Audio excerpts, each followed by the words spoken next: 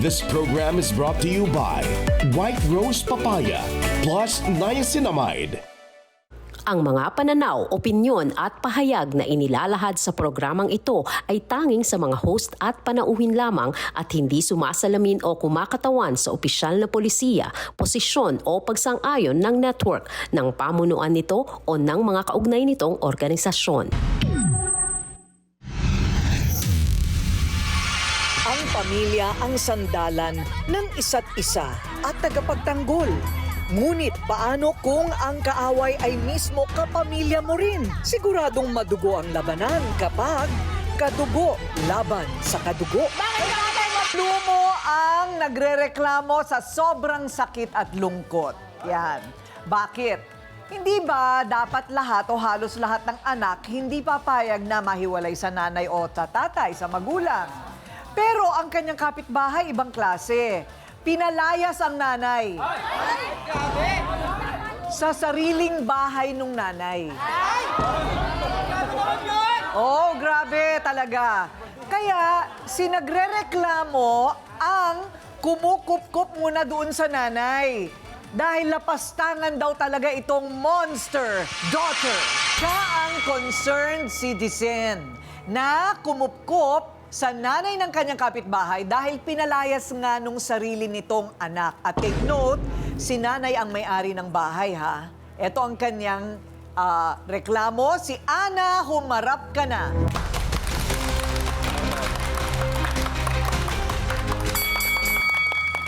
So ngayon, problema mo yung nanay nasa'yo. Opo, ma'am. Oo. So, ano ang nangyari? Ano ang problema? Ang problema ko po talaga, ma'am, yung naanak niya si Sarah po. Kasi po, pinapalayas niya yung nanay niya sa sarili niyang bahay. Eh, siya, yung nanay naman niya nagpagawa. Eh, siya po, may sarili na po siyang pamilya. Doon pa siya nakikisiksik sa nanay niya. Yung nanay niya po, nakikita ko po doon sa labas, doon sa kanto ng babaan ng tricycle. Eh, galing po ako nagmamassage, ma'am. Nagtanong po ako sa nanay niya, Ate Sipin, bakit ka nandyan? Eh, ating gabi na po, magto 12 o'clock na. Ang maambon pa po. Sabi ko, Ate Sipin, bakit nandyan ka? Ipinapalayas po ako ng anak ni Sarah. Kaya po, pinag-isipan ko po na yung asawa ko, pinag-ausapan ko na tumira muna sa amin. Kasi gabi na po kasi. Pero hindi itong kaibigan mo na kinupkup mo, hindi naman siya lasengga. Hindi naman po ang bait po niyan, ma'am. Bakit sa palagay mo inaaway siya ng inaaway nung ano? Kasi ang gusto po kasi nang mangyari ng anak niya, ma'am, na magbantay at mag-alaga sa anak niya. Kasi gusto niya na-addict na po kasi sa scatter. Sino? Yung anak ko si Sarah po. Ang hirap naman yan. O, ito naman ha, pakinggan naman natin yung panig noong nirereklamo mo. Ito na ang not so nice daughter. Ayan, not so nice. Sa kwento ni Ana, agree kaya naman siya sa ipinaparatang sa kanya. Ano kaya ang bersyon naman niya? Sarah, humarap ka na!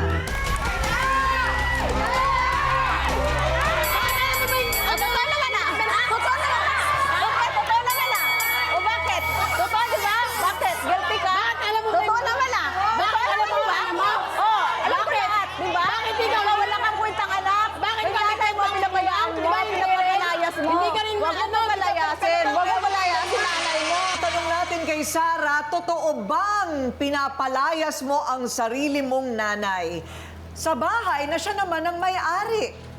Hindi po, ma'am. Ganito po kasi, nasabi ko lang po kasi yung anak ko po nalaglag niya. Sa sobrang galit ko po, nasabi ko po yun. Kaya, hindi niya naman po kasi alam eh. Kaya salita siya ng salita, hindi naman niya alam. Pero lumayas talaga yung nanay mo. Yun nga po, hindi ko naman po alam na lalayas po talaga siya. Opo. Anong klaseng laglag? Ilan taon na ba yung anak mo? 1 taon po, yun lang po naman po yung pinapababa. Nagkabukol po yun. Tapos, teka, bakit? Ano bang ginagawa mo nun? Nagsaing po ako, hindi po ako nag-i-scatter. Huwag ka kagad ko rin magalit. Relax. Oo, relax. So, hindi, wala. Sorry.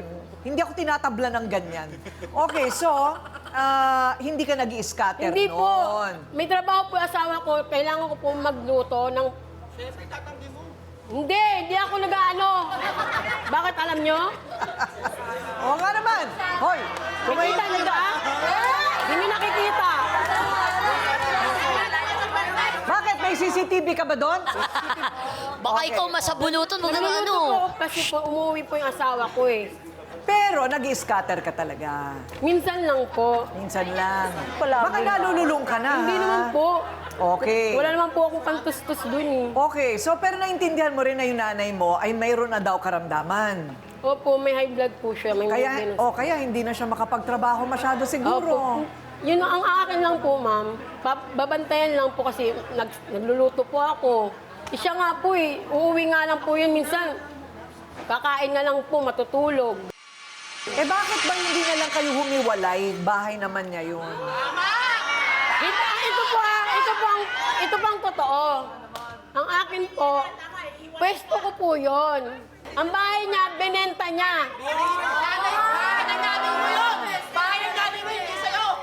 Ay, Pwesto ko yung bahay ko yung pinagawa niya lang.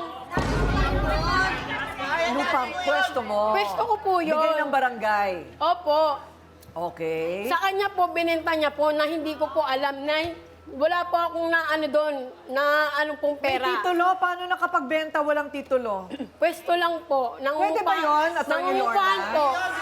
Hindi ba, parang they're allotted, di ba, space by government? Yes, mga Pwede bang rights. ibenta yun? Ay, hindi Bahay pwede. lang po. May rights lang yon. Right. Lalo na pag, kunyari, nag-informal settler sila at relocate sila sa barangay. Hindi nila pwedeng i-sell kasi wala naman titulo yun eh. Pero pwede ba yun na hindi alam ng gobyerno, binenta mo yung rights? Ay, hindi pwede yun. Hindi rin. Ang balita ko, meron silang kaya dati. Dati, may trabaho lahat. Opo. May ano po kami, may computeran, may video okayan po. Ha? Kaso po, nagkasakit po yung ate ko. Nagdi-dialysis na po, kaya yun po. Saan kayo nakatira dati? Ang dating marangya nating buhay sa isang iglap na wala. At ngayon, pinag-aagawan pa ang maliit na espasyo. Harapin mo face to face. So ito po yung pinag-uusapan natin na kinagagalit yung grabe magalit itong mga nasa kanan ko, parang kakain ng tao. Ito po yung nanay na kanina pa tayo napapaawa sobra sa kanyang sinapit sa mismong anak. Nandito siya. Pakinggan natin ang kanyang panig. Ang kakampi ni Ana. Nanay Sipin, humarap ka na.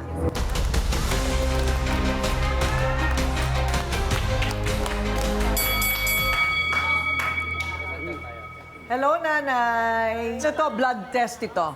Blood test, urinalysis, ayan. So, Nanay, tutulungan namin kayo dyan, ha? Tutulungan namin kayo dyan. Baka libre lang lahat yan. Tutulungan. Kami na rin ang magdadala sa inyo doon. Okay? Kasi sabi nga nito, wala daw silang pera. Ewan ko naman, magkano lang ba ang pamasahe? Madamot ka daw. Di naman Totoo po yun, ma'am. Ano yung Pag may pera po yun siya, ma'am, nagsasarili po yan, kumakain po yan sa karinderya. Minsan po kasi extra lang po asawa ko. Kasi minsan po, kami wala po kami pagkain. Siya po, magsusulong po siya, kami wala po kakainin. Obligasyon ba ng lola yon, Attorney Lorna? Hindi, baliktad. Dapat ikaw ang magpapakain sa magulang mo kasi nung bata ka pa, pinapakain ka niya. Hindi naman po, ang akin lang po sana, bigyan din po kami kasi wala rin naman po kami makain din. Tulungan po sana, hindi po kasi... Alam mo, ang maganda nito, tingin ko lang si nanay sa bahay, alagaan ng mga bata, at ikaw, magtrabaho ka. Hindi naman kasi obligasyon ng magulang niya yan eh. Obligasyon ng nanay niya yan. Nagpapabantay nga siya dahil wala May ginagawa ako. Nagpapabantay siya eh. Kaya pabantayan niyo sa ano niya. Ate Sara. Ayaw niya po bantayan. Okay. Minsan kasi gusto niya may pabantayan, ginagawa ayaw niya talaga po bantayan. Saan nga lalaban ko yung damit niya eh? At sino magbabantay? Ako pa rin. Kasambahay kailangan mo, hindi Kanina pa nanay. nakakunot ang noo mo. Bakit? Sara, maswerte kami nanay ka pa. Bakit yung trabaho mo sa mga anak mo, ipinapasa mo dito sa matanda? Anong kinalaman ng matanda? Hindi naman katuwang yung matanda nung ginagawa niyo yung anak niyo. May responsibilidad kayo. Hindi po pwedeng lahat iaasa niyo sa matanda. Tapos na kami. Napalaki na namin kayo. Bago ang lahat, kausapin muna natin ang barangay admin dito po sa Muntindilaw sa Antipolo. Taga doon po kayo, ano po? Okay, tingnan natin ha, lalo na doon sa tulong para sa kalusugan. Miss Gloria Herosa, magandang umaga po. Magandang umaga rin po, ma'am Pagnya. Opo, nanay, itong si Nanay Sipin, meron po alta presyon at kailangan po talaga niya ng tulong, gamot, etc. Nagbibigay po kayo ng libreng gamot sa mga ganitong pagkakataon, hindi po ba? Opo. Opo. Pero kailangan daw ng mga CBC, kailangan ng urinalysis, ganon ang sabi ng doktor. Kasi syempre po, bago bigyan ng gamot, kailangan muna ng check-up. Sa barangay ho ba ninyo, walang check-up, wala kayong urinalysis? Meron po, may sarili po kaming doktor dito po na nag-check up. Pero may ECG ba kayo dyan? Ay, wala po, ma'am. O baka ganon. Baka yun ang kailangan. Pagka ganyan po ba, magbabayad pa si nanay doon po sa ospital? Sa check-up po sa doktor ay wala pong bayad. Okay, pero sa laboratorio, meron. Mayroon po kasi sa labas po nila yung ipapagawa. Tapos yung gamot sa inyo, libre. Kung mayroon po kaming available na gamot sa reseta sa kanila. So, Ma'am Gloria, kami po'y makikipag-ugnayan sa May pondo ang mga barangay. Samantalahin natin dahil buwis din nating binabayad yan sa kanila. So, pwede na ba siyang bumalik? Opo. O, Nanay Sipin, huwag ka nang magtampo. Lumabas lang sa bibig niya yun kasi nalaglag mo yung anak niya. Ganun lang kasimple yun. Ha? Okay, ha? Ngayon, ako naman ang payo ko sa'yo, magtrabaho ka, Day. Para dumagdag ang kita. Pag dumadagdag ang kita, gumiginhawa ang pagsasama. Hindi totoo yung hindi mahalaga ang pera. Ang pera mahalaga. Basta't sa marangal na paraan ninyong kikitain. Okay? O so, ilalapit ka namin sa barangay hanggang sa mga check-up mo. Bibigyan kita ng 3,000 piso. Kasi, kinompute ko, kasama na lahat doon.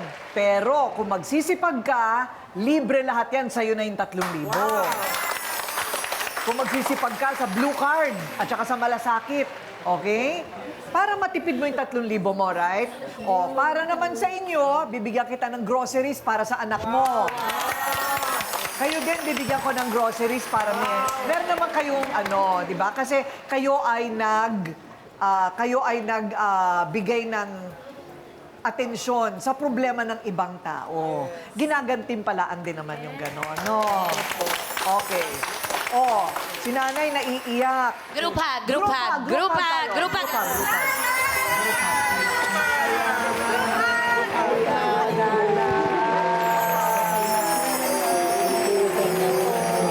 Ayan.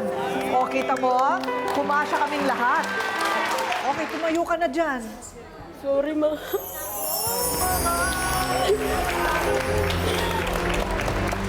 Tsaka Ate Sara, mag-thank you ka kay Ate Ana. Thank you ka dyan, Ate Ana, di ba? Ana. Ay, kita mo itong si Nagdadalaga. Si Ma'am Si Pinoy. Dalagita, naiiyak na rin. Nanay Sipin. Maraming salamat sa unting panahon na tinanggap ng magulang ko. Maraming salamat. Harapin mo face to face. Kultura nating mga Pinoy ang sama-sama all sa iisang bahay. May kilala nga po ako, 48 sila sa loob ng iisang bahay. Na maliit, sa totoo lang. Kasama sila lolo, lola, tito, tita, pinsan, asawa, bilas, apo, ay ewan. Paano kung mayroong hindi magkasundo? Pihado yan. Pihado yan. Kaya nga nauso yung pader Hindi ba? Awkward. O kaya sakit sa ulo. Gaya na lang ng magtiyahing bisita natin ngayong araw. Ang tiyahin na sasaktan dahil wala daw galang ang pagsasagot-sagot ni pamangkin.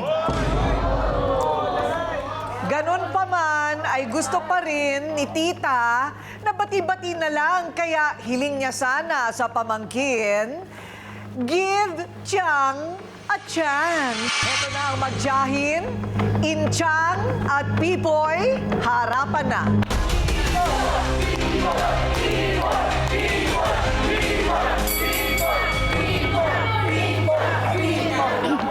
So, ano tawag niya sa'yo? Chang Inchang? Ate. Ate. Ate. Pero tiyahin ka niya. Opo. Ayun, okay. Ilan kayo lahat-lahat sa bahay? Bet 20 plus kasi five families. 5 families? Ako, mga asawa nung mga pamangkin ko, pamilya ko, ate ko. Oh. Buhay pa yung pinaka-lolo-lola? Wala na? Patay na po yung nanay at tatay ko. Bali, bahay lang po yun nung nanay at tatay ko. Okay. Sa inyo yung lupa? Opo. Sa inyo yung lupa? Award po ng NHA. Award. Ilang square meters yan? 47. 47! Wow! 47! Bali, pataas siyang ganun kasi nung nabubuhay si nanay at si tatay, di inaward sa kanila ng NHA. So, sa kagustuhan kasi before nangungupahan lang kami. Ang tagal na namin doon sa lugar namin, sa kagustuhan na magkaroon ng sariling lupa, nag-apply sa NHA, in-award. Wait, correct. Opo. So ngayon, paano kayo natutulog para mga paniki yung iba nakasabit? Hindi po. Floor. Kumbaga parang tenement.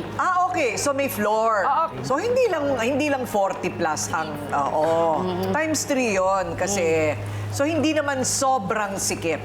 Sa akin, sa part ng, tawag din yung binigay sa akin, parte ng nanay ko, dati ko kasing kwarto. 3 palapag na bahay para sa higit 20 miyembro ng pamilya. Kasya ba talaga o pilit pinagkakasya? Give Chang a chance. Ayan. Bakit nga ba hindi ka sumusunod sa kanya? Minsan po kasi, dinadaw niya ako kumbaga sa ano eh. Dinadaw niya. Para kami namaliit. Oo. Tulad ng pagsasabi na, ano daw ako, mag-uutos siya, meron pang mura. Pwede naman siyang magsalita ng mahinahon. Di, pasigaw pa yung ano niya eh. Pasigaw. Siyempre ako, umaano rin ako. Di wow. Baka magsalita. Teka muna, hindi mo siya anak. Ako, di ako nagsalita eh. Tumahimik ka Teka dyan. muna, hindi mo siya anak. Hindi. Bakit pa kayo nagkakaengkwentro, hindi mo naman siya Hindi, anak? kasi po ganito. Like example, ako, nabanggit ko po na nagtatrabaho ako sa barangay. Si chairman, pag nag-uutos, talagang hindi pwedeng hindi magbigay. Kaya ang point ko, nung time na yun, na inutusan siya kaharap yung mga kagawad. Sinong inutusan? Ako, inutusan, papabuhat. Walang tao, walang tanod. Nakita ko siya sa labas. Sabi ko, Poy, maganda salita ko kaharap yung kagawad. Nandun si chairman. Poy, pwede pagpakit ng sa taas. Automatic naman, pag nag-utos si chairman, magbibigay sa kanya ng pangmerienda. Bigla niya ako sinagot na. Ilang beses akong inuutusan nun, ako, okay lang sa akin. Meron naman silang tauhan. Nasaan ba ang nanay ni Pipoy? Nandito siya ngayon. Heto na siya, Priscilla, humarap ka na. Kumakaway pa. Iyak ka pa dyan. Diyan ako Bakit hindi siya makapaglakad? May sakit siya, diabetic. Diyan ako naaawa. Okay. Nung time na may sakit siya. Nung time na may sakit ang mama yung mo. magulang ko, di kayo nag-asikaso. umaano eh. Wala kayo. Nung time na may sakit yan, ayan si Kagawad. Kami magkapatid na nag-asikaso. Sa ospital. Nagdala sa ospital. Wala kang pakialam sa akin. Talaga ba? Kung iniigit, ano nga, eto nga. Sarili ko. Pinadala ko sa ospital para mabuhay ako. Hindi Naungupa kasi ako dati. Pabayaan natin ang nanay mo magsalita. Nahirapan po ako sa sitwasyon ko. Pag nag-aaway sila, tumatahimik na lang ako. Sabi ko, ang pagpapakababa, tinataas ng Panginoon. Ang pangarap ko, tahimik na buhay. Kaya pag nagsasalita ng anak ng kapatid ko, sinasarado ko pintuan, ayokong marinig, ayokong tumanda. Gusto kong mabuhay sa sariling paraan ko. Mahirap talaga kapag may diabetes na, no? Nanay, nakakapagpatingin kayo sa doktor? Opo, regular naman po. Kaya nga lang po, sabi ko, gusto ko pang mabuhay. Panginoon, tulungan mo ko. Sarili ko, gusto ko sarili kayo sa sarili ko na lang. Tumutulong sarili ko. At Panginoon na lang gumagabay sa akin. Okay. Pero nanay, nakakapag-intrega naman, nakakatulong naman yung mga anak nyo sa... Ilan na anak mo? 4. Lahat ba sila nakakatulong Isang sa'yo? nakakulong sa akin. Nakakulong anak ko na frame up sa baril ng mga pulis. Nakakulong? Opo. Ang kaso niya nasa Supreme Court. Tapos yung isa naman nasa Marilao. Ito naman nandito sa katabi. Ito na kasama ko. Harapin mo face to face. Attorney Rob, may batas ba tayong sa pambabastos sa nakatatanda? Depende kung anong Sa ngayon sitwasyon. po, wala po tayong batas na specific na ang mga tatanda ay binabastos. Kasi pare-pares naman ho tayo may karapatan, tama ho? Pero meron tayo tinatawag sa Revised Penal Code yung aggravating circumstance na disregard due to age. So, pero hindi ho uubra kasi 10 years lang yung edad ni Pipoy. Kung halimbawa ang binastos-bastos niya si Ate V, ayan, maaari po kung halimbawa slander, tataas po ng parusa ng kaunti. Maaari ko rin hubang sabihin na ito si nanay, may diabetes ho sila. Ang ating pong gobyerno, no, merong mga program na maaari pong makatulong sa inyo. Tulungan mo ate, no, kasi nasa barangay ka. Meron tayong insulin access program ng DOH. Meron tayong medical assistance to indigent, DOH din. Meron tayong mga malasakit center na DOH, PhilHealth, PCSO at DSWD ang nagjo-join to help yung mga at meron po tayong sa PCSO, meron din po silang assistance sa mga may diabetes. So instead na awayin mo si Pipoy at si Ate Princesita, eto nasa barangay ka. All you have to do, makipag-coordinate ka dun sa barangay health center. Kaya ikaw na lang ang mag-coordinate sa barangay pag dumarating yung doktor. Di ba yung merong schedule ang doktor? Huwag mo sabihin hindi dahil meron. Na pumupunta yung doktor doon sa barangay, paki-refer naman itong dalawa. Ha? Maraming salamat. Ayan, okay. Gagawa tayo ng appointment para sa kanila, silang mag-ina. Okay. Dr. Love, usapang utang na loob. Hanggang kailan dapat bayaran? Hindi po nababayaran ng utang na loob. Para mabayaran natin yan, in a way, gumawa tayo ng mabuti sa kapwa. Kung ginawan tayo ng mabuti, huwag nating putulin doon. Tayo naman ang gumawa ng mabuti sa iba. No? Doon tayo makakabayad, quote and unquote, ng utang na loob.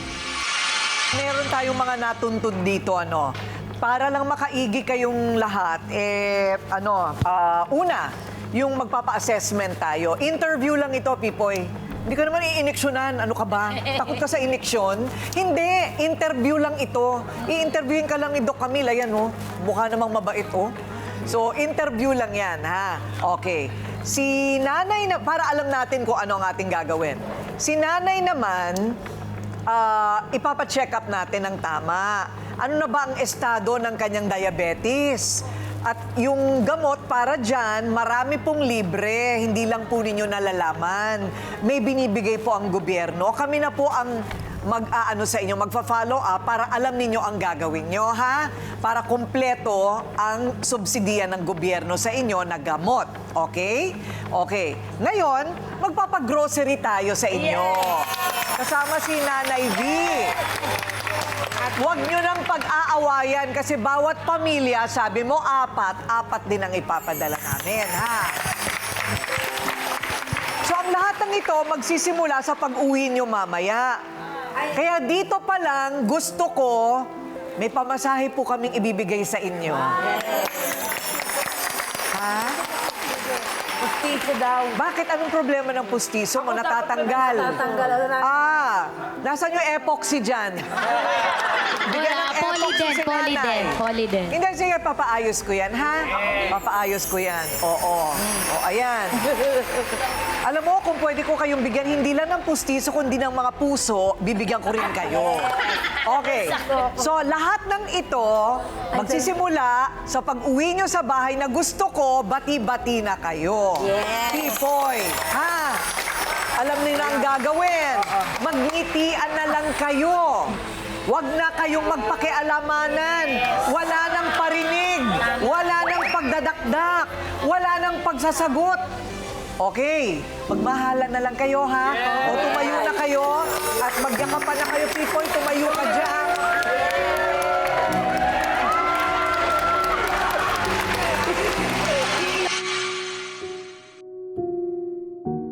Ang anak na dati mapagmahal sa kanyang ina, bigla na lang nagbago at nagawa pang ipahiya ang sariling nanay.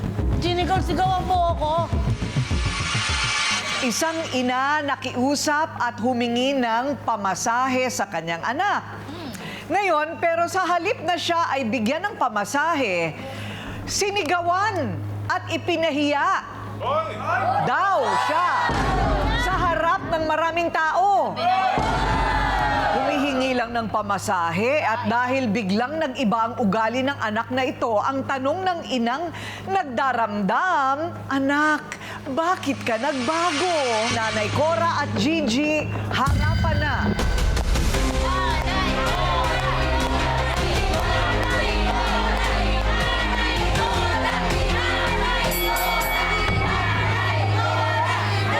Nanay, kayo ba yung nasigawan, sabi niyo?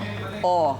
So, ano ba ang nangyari nung araw na yon? Humingi po ako sa kanya ng pera para pambili po ng gamot, tsaka yung pamasahe ko papuntang para po pa-check up po ako. Dahil kasi may sakit nga po ako. Tsaka nung sinigaw-sigawan po ako sa kalsada at pinahiya po niya ako. Siguro, baka may pinanggalingan, nanay. Matagal na ba kayong nagbabangayan ng anak mo? Hindi po. Oh. Dati naman po nagbibigay po yan sa akin. Ewan ko po bakit po nagbago ang ugali po niya. Oh, ano sa tingin niyo ang dahilan? Bakit nagbago ang ugali? Ewan ko po sa kanya. Dahil, naano po ko sa kanya Saka sumasama po ang loob ko sa kanya. Dahil? Hindi po niya ako binibigyan pera. Hindi ka binibigyan ng pera. Teka muna, nanay. Kahit lang pa pambiling gamot, saka yung pamasahe po na lamang. Pero kayo po ang nagpalaki sa kanya. Opo. Hindi po, nung mali po, kinuha po siya ng tatay niya. Oh. Nung tapol po hindi na po siya lumaki po sa akin. Kaya para bang malayo po ang loob niya sa akin po. O tapos, paano ngayong magkasama kayo ngayon sa bahay? Hindi, nag-asawa na po siya. Hindi po kami nagsama po. Hindi na kayo nagsama talaga. Opo. So malayo talaga ang loob. Opo, Ganon. Dati naman po yun mababait sa akin yan. Okay. Binibigyan niya akong pera. Ewan ko nga po, nung tumagal-tagal, hindi na ako hindi parang baliwala na ako sa kanya.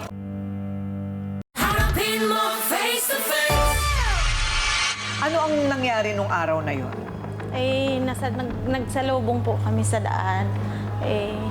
May problema po kasi ako kasi yung asawa ko po na-stroke. Na-stroke? Kaya ayun po ang dahilan. Kaya hindi na po nakakapagbigay sa kanya. Sabi ko nga, nanay, saan pa ba ako kukuha ng pambigay sa'yo? Wala na nga trabaho ang asawa ko dahil po na-stroke siya. May anak pa po akong ginagatas. May nag-aaral pa. Nangihingi na nga lang din po ako sa mga anak ko para lang may pangkonsumo kami. Yung asawa ko nga po, gusto ko nga po therapy. Hindi po, wala po kasi wala po kaming pera, panggastos. Anong trabaho dati ng asawa mo? Caretaker po, tapos nagko-construction pa po siya. Tapos ikaw? Sa bahay lang po, nag-aalaga sa mga bata. Ilan ba anak mo? 2 po. Mga edad? 7 tsaka 3. Nag-aaral? Yung 7 po. Yung 7. Meron kayong 4-piece? Wala po. Bakit? Dati po, nung sa probinsya ako, meron po. Nung pumunta na ako din sa Manila. Meron din dito. I-apply mo lang yan. Kailangan i-apply mo yan. Di ba? So pag nag-aaral din yung 3 years old mo, mag-apply ka rin para doon. Oo, kasi 7 taon yan na sustento galing gobyerno. So yung asawa mo ngayon, wala nang kinikita. So paano kayo nabubuhay? Wala kayong kinikita? Biyanan po. Sa biyanan ko po. Oh, yung binan mo, kawawa naman. Ayun na nga po eh. Matanda na nga po. Sila mas matanda pa nga doon kay nanay. Ay, sus, Mariosep. Sila ang nagsusuporta sa amin. Pero ang tanong, bakit naman kailangan sigawan mo yung nanay mo? Humihingi lang ng pamasahe. Baka po mahina na po yung pandinig. Mahina na ba pandinig nyo? Hindi po, medyo po. Oh. Pero bakit, ano bang isinigaw sa'yo? Minura ka ba? Wala. Ganon. Kumakanta lang po. Ganon? O bakit mo nga naman ginawa yun? Eh kasi nga po, may nakarating din po sa akin na pinagchichismis niya po ako na Nako! madamot daw po ako. Chismis? Ano yung chismis? Madamot daw po ako. Di ko daw po Madamot siya ka daw. binibigyan. Oh. Opo. Dati naman maganda ang samahan ninyo. Opo. Ha? Doon lang po kami nagka-problema nung na-stroke po yung asawa ko. Half paralyzed daw yung kanyang mister. Oo. Half paralyzed. So, wala na bang pag-asa na siya? Ilang taon na yung mister mo? 46 po. 46 pa lang. May pag-asa pa ba yun, Doc Camille? Pag-therapy? Depende po kasi kung kailan na stroke. Noong December 4 lang po. Itong last year lang. Ay, pa-therapy mo. Kasi usually pag yung therapy, Ate Coring, within 6 months na nagte-therapy, pwede talaga siyang maiayos eh. O yun naman pala? Oo, marireverse yun. Marireverse. Ang barangay ba ay mayroong binibigay na libreng therapy sa mga na-stroke? Wala eh. Pero wala. kung merong mga government hospitals, pwede niyang i-consider na pwede kang pumila doon, makakakuha ka ng regular na physical therapy sessions eh. Na libre? Yes. Ganun Kasi ba? kung therapy po na yung, halimbawa yung home service, pinakamababa 500 per session. Ay, ang mahal. Paano yun? Wala na kayong hanap buhay? Walang pagkakakita yung mga bata, kawawa, ano? Maliit pa yung mga bata. O, nanay, matampuhin ka. Paano? Ayan ang sitwasyon naman pala. Ngayon na nalaman na ni Nanay Cora ang totoong sitwasyon ng kanyang anak, mawawala na kaya ang kanyang tampo. Na iisang insidente lang na nagkataon lang mainit ang ulo, pero sa katunayan, mas malalalim talaga ang kanilang mga problema. Nagsisimula lahat yan sa sakit. Di ba? Sakit ni nanay, yung sakit ng asawa, biglang walang kabuhayan. Ayon ang problema. Kaya una, yung barangay intervention natin, meron na daw siyang senior, wala siyang 4-piece. So tutulungan namin kayong mabigay sa inyo ang benepisyo para sa pagpapaaral ng 7 years old mo. Okay? Ito importante, check-up ng asawa mo. Kung ano na ang kalagayan niya para matignan natin, maisalba natin ang kakayahan niya na magtrabaho. Kasi hindi porket nabaldado ka ng sakit, wala ka ng pag-asa. Kailangan mo talagang itrabaho yan sa therapy. So, hahanap tayo ng magte-therapy ng libre sa iyong asawa. Okay? Tapos, check-up ni Nanay Cora. Hindi natin alam kung ano ba yung nangyayari sa gilagid niya. Na hindi na siya, hindi siya makapaglaba. Ano, Nay? Papacheck up ka namin, ha? So, therapy na libre, check-up. At eto na, habang kayo'y naghihintay na kayo ay magkaroon ng mas estableng pagkakakitaan, kung marunong kayong humawak ng pera, magpaikot, bibigyan namin kayo ng maliit na kabuhayan. Pareho kayo. Yung magtitinda, no? Yung magtitinda. Para meron namang... Kasi kung maganda ang palakad na, 500 isang araw ang kita nito. Kung hindi nyo gagastusin lahat ng kinikita, puhunan babalik sa pagpaikot. Okay, so, okay na po ba yun? Naintindihan nyo na po, Nanay Cora, bakit wala siyang maibigay sa inyo kahit pamasahe? Kasi may sakit po yung asawa niya. Correct. O, ayan. Kaya bibigyan ko na kayo ng kabuhayan para yung pangangailangan nyo sa bahay at sa inyo matugunan. Tumayo na kayo, magbati na kayo, Nanay Cora. Ang mga kaibigan, pwede natin piliin. Pero ang pamilya, iisa lang yan. Kaya mas mainam na wala tayong sigalot sa kanila.